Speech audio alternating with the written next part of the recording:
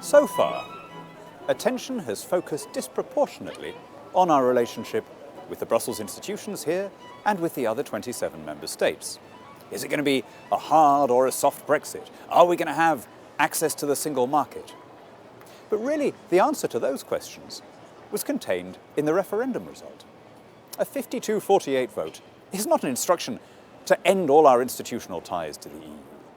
It's an instruction to begin a phased and gradual repatriation of power. Having taken back control, in other words, having recovered our legal supremacy, there's no reason why we shouldn't replicate some of our existing arrangements through bilateral treaties with our European allies. In other words, a common market, not a common government. No one on either side of the Channel is seriously proposing tariffs or trade barriers. And in fact, every non-EU state in Europe, except Belarus, enjoys free trade with the European single market. Far more important is the question of our relations with the 165 countries that are not in the EU, the countries that will account for almost all of the world's economic growth this century.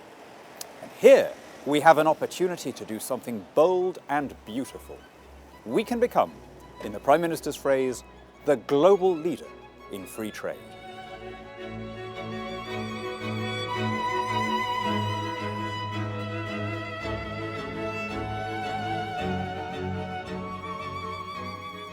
Genuinely unrestricted commerce, based on mutual product recognition rather than on the imposition of common standards, will do more to raise living standards in developing countries than decades of state aid.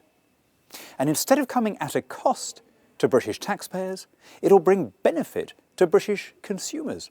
And the biggest benefits will be felt by the people on the lowest incomes, who stand to gain the most proportionately from cheaper prices.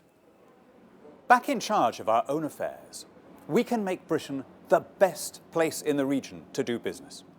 We can have lower, flatter, simpler taxes. We can have cheaper energy, lighter regulation, more affordable housing. We've spent 44 years in a dark and cramped room. Now the door swings open and we see a little rectangle of light. As our eyes adjust, we glimpse the colours of a summer meadow beyond. The swallows diving against the blue sky and the vivid green beech trees. Let's not hang around on the doorstep.